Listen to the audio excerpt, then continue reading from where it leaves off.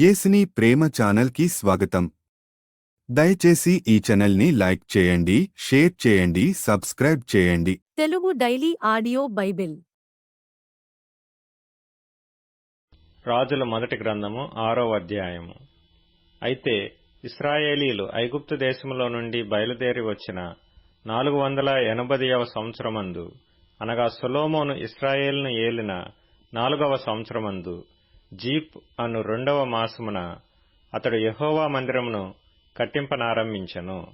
రాజైన సొలొమోను యెహోవాకు కట్టించిన మందిరము 60 మూరల పొడుగును, 20 మూరల వెడల్పును, 30 మూరల ఎత్తును గలదై ఉండెను. పరిశుద్ధ స్థలము ఎదుటనున్న ముఖ మంటపము మందిరము యొక్క వెడల్పును బట్టి 20 మూరల పొడవు, మందిరము ముందర అది 10 మూరల వెడల్పు. అతడు మందిరమునకు విచిత్రమైన పనితో చేయబడిన అల్లిక కిటికీలను చేయించెను. మరియు మందిరపు గోడ చుట్టూ గదులు కట్టించెను. మందిరపు గోడలకును, పరిశుద్ధ స్థలమునకును, గర్భాలయమునకును చుట్టూ నలుదిశలా అతడు గదులు కట్టించెను. క్రింది అంతస్తు గది 5 మూరల వెడల్పు, మధ్య అంతస్తు గది 6 మూరల వెడల్పు, 3వ అంతస్తు గది 7 మూరల వెడల్పు. ఏమనగా దూలములు మందిరపు గోడ లోపల ఆనకుండా మందిరపు గోడ చుట్టూ బయటి తట్టున చిమ్మురాళ్లు ఉంచబడెను. అయితే మందిరము కట్టు సమయమున అది ముందుగా సిద్ధపరిచి తెచ్చిన రాళ్లతో కట్టబడెను. మందిరము కట్టు సమయమున సుత్తె, గొడ్డలి మొదలైన ఇనుప పనిముట్ల ధ్వని ఎంతమాత్రమునూ వినబడలేదు. మధ్య అంతస్తుకు తలుపు మందిరపు కుడిపార్శ్వమున ఉండెను. మధ్య అంతస్తు గదికిని, మధ్య అంతస్తు గదిలో నుండి 3వ అంతస్తు గదికిని ఎక్కిపోవుటకు చుట్టూను మెట్ల చట్రముండెను. ఈ ప్రకారము అతడు మందిరమును కట్టించుట ముగించి మందిరమును దేవదారు దూలములతోనూ పలకలతోనూ కప్పించెను. మరియు మందిరమునకు చుట్టూ గదులను కట్టించెను. ఇవి 5 మూరల ఎత్తుగలవై దేవదారు దూలముల చేత మందిరముతో దిట్టముగా సంధింపబడెను. అంతలో యెహోవా వాక్కు సొలొమోనునకు ప్రత్యక్షమై ఈలాగు సెలవిచ్చెను. ఈ మందిరమును నీవు కట్టించుచున్నావే, నీవు నా కట్టడలను న్యాయ విధులను అనుసరించి నడుచుకొనుచు నేను నియమించిన ఆజ్ఞలన్నిటినీ గైకొనిన ఎడల నీ తండ్రి అయిన దావీదుతో నేను చేసిన వాగ్దానమును నీ పక్షముగా స్థిరపరచెదను. నా జనులైన ఇశ్రాయేలీలను విడిచిపెట్టక నేను వారి మధ్య నివాసము చేసెదను. ఈ ప్రకారము సొలొమోను మందిరమును కట్టించి ముగించెను. అతడు మందిరపు లోపలి గోడలను అడుగు నుండి పైకప్పు వరకు దేవదారు పలకల చేత కట్టించెను. లోపల వాటిని సరళపు మ్రాను పలకలతో కప్పి మందిరపు నట్టిల్లు దేవదారు పలకలతో కప్పివేసెను. మరియు మందిరపు ప్రక్కలను దిగువ నుండి గోడల పైభాగము మట్టుకు దేవదారు పలకలతో 20 మూరల ఎత్తు కట్టించెను. వీటిని గర్భాలయమునకై, అనగా అతి పరిశుద్ధ స్థలమునకై అతడు లోపల కట్టించెను. అయితే దాని ముందరనున్న పరిశుద్ధ స్థలము 40 మూరల పొడుగై ఉండెను. మందిరము లోపలనున్న దేవదారు పలకల మీద గుబ్బలను, వికసించిన పువ్వులను చెక్కబడి ఉండెను. అంతయు దేవదారు కర్ర పనియే. రాయి ఒకటైనను కనబడలేదు. యెహోవా నిబంధన మందసము నుంచుటకై మందిరము లోపల గర్భాలయమును సిద్ధపరచెను. గర్భాలయము లోపల 20 మూరల పొడుగును, 20 మూరల వెడల్పును, 20 మూరల ఎత్తును గలదై ఉండెను. దీనిని మేలిమి బంగారముతో పొదిగించెను.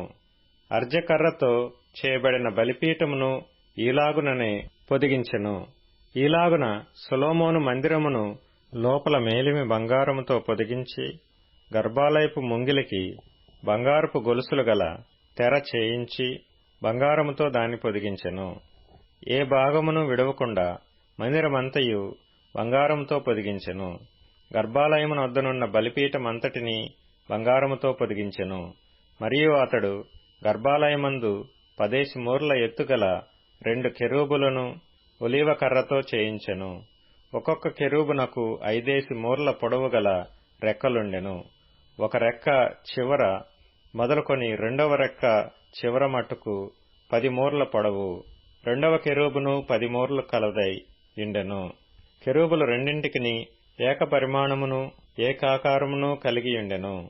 ఒక కెరూబు 10 మూరల ఎత్తు, రెండవ కెరూబు దానివలనే ఉండెను.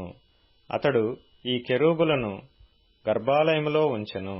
ఆ కెరూబుల రెక్కలు విప్పుకొని ఒకదాని రెక్క ఇవతలి గోడకును రెండవదాని రెక్క అవతలి గోడకును అంటియుండెను. గర్భాలయమందు వీటి రెక్కలు ఒకదానితో ఒకటి అంటుకొనియుండెను. ఈ కెరూబులను అతడు బంగారముతో పొదిగించెను. మరియు మందిరపు గోడలన్నిటి మీదను లోపలనేమి వెలుపలనేమి కెరూబులను, తమాల వృక్షములను, వికసించిన పుష్పములను చెక్కించెను. మరియు మందిరపు నట్టిల్లు లోపలను వెలుపలను బంగారముతో పొదిగించెను. గర్భాలయపు ద్వారములకు ఒలీవ కర్రతో తలుపులు చేయించెను.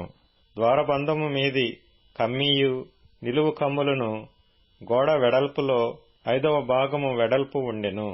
2 తలుపులను ఒలీవ కర్రవి. వాటి మీద కెరూబులను, తమాల వృక్షములను, వికసించిన పుష్పములను చెక్కించి వాటిని బంగారముతో పొదిగించెను. కెరూబుల మీదను తమాల వృక్షముల మీదను బంగారము పొదిగించెను. మరియు పరిశుద్ధ స్థలపు ద్వారమునకు ఒలీవ కర్రతో 2 నిలువు కమ్ములు చేయించెను. ఇవి గోడ వెడల్పులో 4వ వంతు వెడల్పుగా నుండెను. 2 తలుపులు దేవదారు కర్రతో చేయబడి ఉండెను. ఒక్కొక్క తలుపునకు 2 మడత రెక్కలు ఉండెను. వాటి మీద అతడు కెరూబులను, తమాల వృక్షములను, వికసించిన పుష్పములను చెక్కించి ఆ చెక్కిన వాటి మీద బంగారు రేకును పొదిగించెను.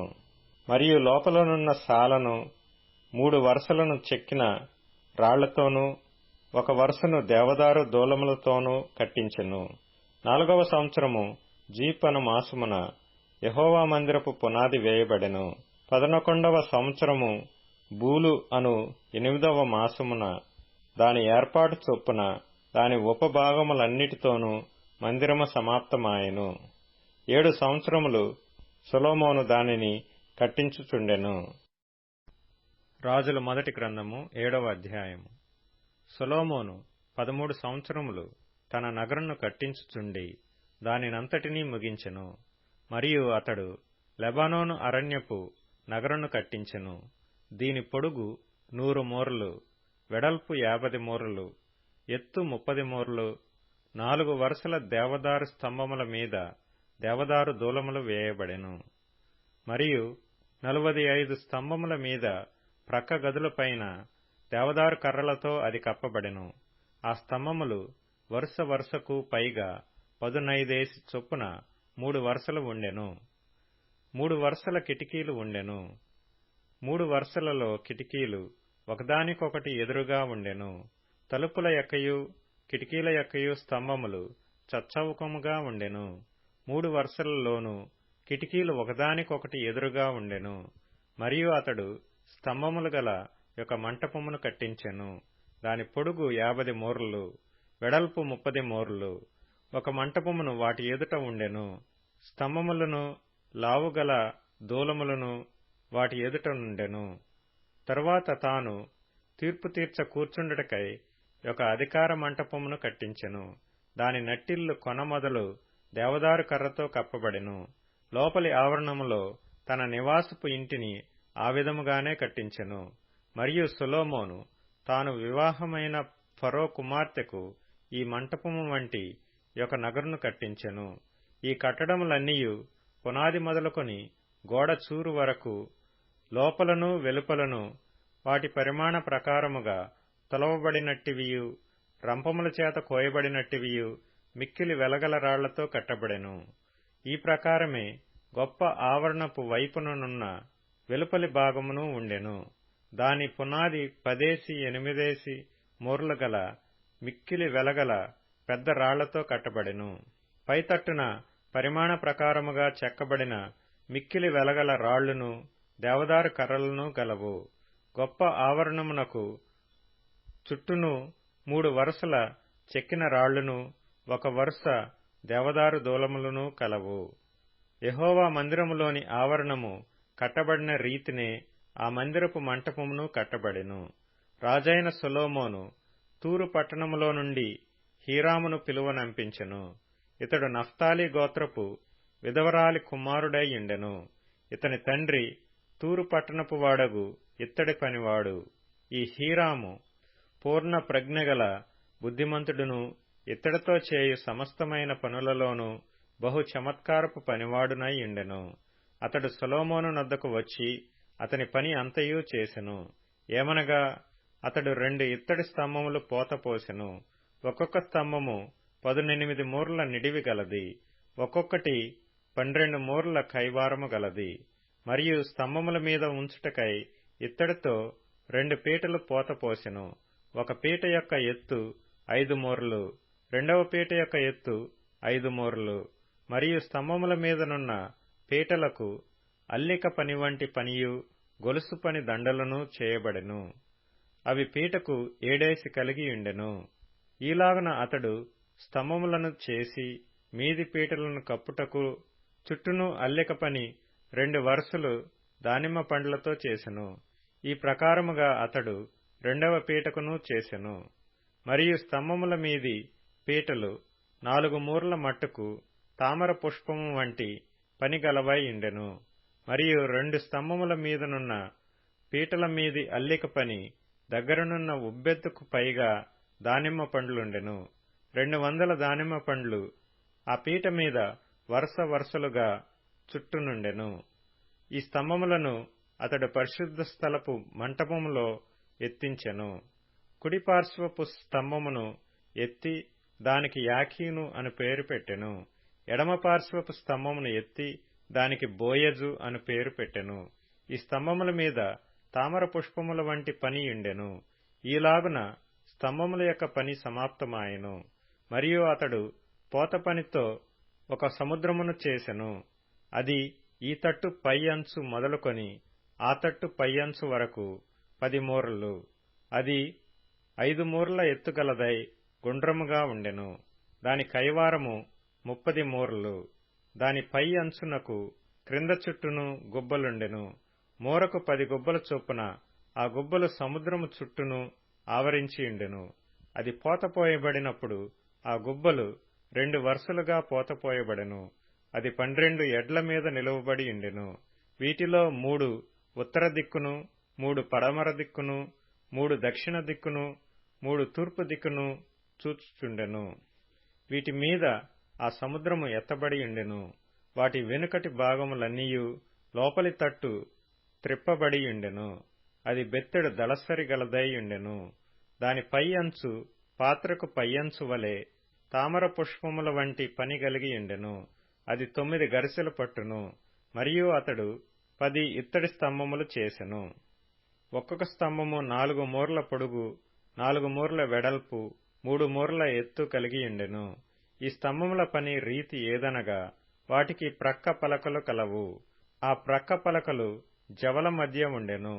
జవల మధ్యనున్న ప్రక్క పలకల మీద సింహములను, ఎడ్లును, కెరూబులను ఉండెను. మరియు జవల మీద అలాగుండెను. సింహముల క్రిందను, ఎడ్ల క్రిందను వ్రేలాడు దండల వంటి పని కలిగి ఉండెను. మరియు ప్రతి స్తంభమునకు 4 ఇత్తడి చక్రములు, ఇత్తడి ఇరుసులను కలిగి ఉండెను. దాని 4 మూలలను దిమ్మలు కలవు. ఈ దిమ్మలు తొట్టి క్రింద అతికిన ప్రతి స్థలము దగ్గర పోతపోయబడెను. మరియు దాని మూతి పై పీటయందును మీదను మూరెడు నిడివి. అయితే మూతి క్రింద స్తంభము పని చొప్పున గుండ్రముగా ఉండి మూరన్నర నిడివి. మరియు ఆ మూతి మీద ప్రక్కలు గల చెక్కిన పనులు గలవు. ఇవి గుండ్రనివి కాక చచ్చౌకముగా ఉండెను. మరియు ప్రక్క పలకల క్రింద 4 చక్రములు కలవు. చక్రముల ఇరుసులు స్తంభములతో అతకబడి ఉండెను. ఒక్కొక్క చక్రము మూరెడున్నర నిడివి గలదై ఉండెను. ఈ చక్రముల పని రథ చక్రముల పని వలె ఉండెను. వాటి ఇరుసులను, అడ్డలను, పూటీలను, ఆకులను పోత పనివై ఉండెను. ఒక్కొక్క స్తంభపు 4 మూలలను 4 దిమ్మలు కలవు. ఈ దిమ్మలను స్తంభమును ఏకాండముగా ఉండెను. మరియు స్తంభమును పైని చుట్టూను జేనెడు ఎత్తుగల గుండ్రని బొద్దు కలిగి ఉండెను. మరియు స్తంభమును పైనున్న జవలును ప్రక్క పలకలను దానితో ఏకాండముగా ఉండెను. దాని జవల పలకల మీదను దాని ప్రక్క పలకల మీదను అతడు కెరూబులను, సింహములను, తమాల వృక్షములను ఒక్కొక్క దాని చోటును బట్టి చుట్టూను దండలతో వాటిని చెక్కెను. ఈ ప్రకారము అతడు 10 స్తంభములను చేసెను. అన్నిటి పోతయును, పరిమాణమును, రూపమును ఏకరీతిగా ఉండెను. తరువాత అతడు 10 ఇత్తడి తొట్లను చేసెను. ప్రతి తొట్టి 720 తూములు పట్టున్నది. ఒక్కొక్క తొట్టి 4 మూరలు. ఒక్కొక్క స్తంభము మీద ఒక్కొక్క తొట్టి పెట్టబడెను. మందిరపు కుడి పార్శ్వమున 5 స్తంభములను, మందిరము యొక్క ఎడమ పార్శ్వమున 5 మట్లను అతడు ఉంచెను. సముద్రమును దక్షిణమునకు ఎదురుగా తూర్పు తట్టున మందిరము యొక్క కుడిపార్శ్వమున ఉంచెను. మరియు హీరాము తొట్లను, చేటలను, గిన్నెలను చేసెను. ఈ ప్రకారము హీరాము రాజైన సొలొమోను ఆజ్ఞను బట్టి యెహోవా మందిరపు పని అంతయు ముగించెను. 2 స్తంభములను, ఆ 2 స్తంభముల మీదనున్న పైపీటల పళ్ళెములను, ఆ స్తంభములను పైపీటల పళ్ళెములను కప్పిన 2 అల్లికలను, ఆ స్తంభముల మీదనున్న పైపీటల 2 పళ్ళెములను కప్పిన అల్లిక యొక్కటింటికి 2 వరుసల చొప్పున 2 అల్లికలకును 400 దానిమ్మ పండ్లను, 10 స్తంభములను, స్తంభముల మీద 10 తొట్లను, ఒక సముద్రమును, సముద్రము క్రింద 12 ఎడ్లను, బిందెలను, చేటలను, గిన్నెలను, వీటినన్నిటినీ రాజైన సొలొమోను ఆజ్ఞను బట్టి హీరాము యెహోవా మందిరమునకు చేసెను. ఈ వస్తువులన్నీయు మెరుగుపెట్టిన ఇత్తడివై ఉండెను. యొర్దాను మైదానమందు సుక్కోతునకును సారెతానునకును మధ్య జిగట భూమియందు రాజు వాటిని పోత పోయించెను. అయితే ఈ ఉపకరణములు అతి విస్తారములైనందున సొలొమోను ఎత్తు చూచుట మానివేసెను. ఇత్తడి యొక్క ఎత్తు ఎంతైనది తెలియబడకపోయెను. మరియు సొలొమోను యెహోవా మందిర సంబంధమైన తక్కిన ఉపకరణములన్నిటినీ చేయించెను. అనగా బంగారపు బలిపీఠమును, సముఖపు రొట్టెలనుంచు బంగారపు బల్లలను, గర్భాలయము ముందర కుడిపార్శ్వమున 5ను, ఎడమ పార్శ్వమున 5ను, 10 బంగారపు దీపస్తంభములను, బంగారపు పుష్పములను, ప్రమిదలను, కారులను, మేలిమి బంగారపు పాత్రలను, కత్తెరలను, గిన్నెలను, ధూప కలశములను, అంతర్మందిరమును, అతి పరిశుద్ధమైన స్థలము యొక్క తలుపులకును, మందిరమును ఆలయపు తలుపులకును కలిగిన బంగారపు బందులను వీటన్నిటినీ చేయించెను. ఈ ప్రకారము రాజైన సొలొమోను యెహోవా మందిరమునకు చేసిన పని అంతయు సమాప్తమాయెను. మరియు సొలొమోను తన తండ్రి అయిన దావీదు ప్రతిష్ఠించిన వెండి బంగారమును ఉపకరణములను తెప్పించి యెహోవా మందిరపు ఖజానాలో ఉంచెను. లూకా సువార్త 23వ అధ్యాయము. గొప్ప జన సమూహమును ఆయనను గూర్చి రొమ్ము కొట్టుకొనుచు దుఃఖించుచున్న చాలామంది స్త్రీలను ఆయనను వెంబడించిరి. యేసు వారి వైపు తిరిగి, యెరూషలేము కుమార్తెలారా, నా నిమిత్తము ఏడవకుడి, మీ నిమిత్తమును మీ పిల్లల నిమిత్తమును ఏడ్వుడి.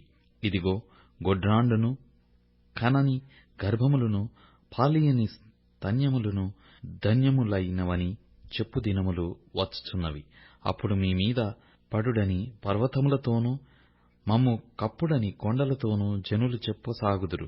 వారి పచ్చి మ్రానుకే ఇలాగు చేసిన ఎడల ఎండిన దానికి ఏమి చేయుదురో అని చెప్పెను. మరి 2 ఆయనతో కూడా చంపబడుటకు తేబడిరి.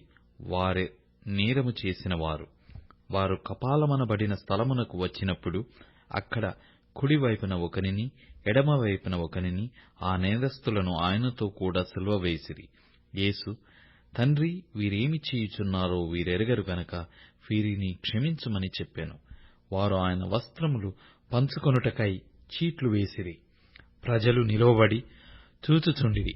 అధికారులను, వీడు ఇతరులను రక్షించెను, వీడు దేవుడేర్పరచుకొనిన క్రీస్తు అయిన ఎడల తన్ను తాను రక్షించుకొనునని అపహసించిరి.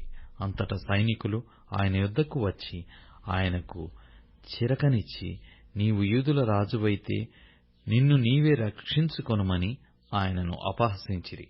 ఇతడు యూదుల రాజని పై విలాసం కూడా ఆయనకు పైగా వ్రాయబడెను. దయచేసి ఈ ఛానల్ని లైక్ చేయండి, షేర్ చేయండి, సబ్స్క్రైబ్ చేయండి.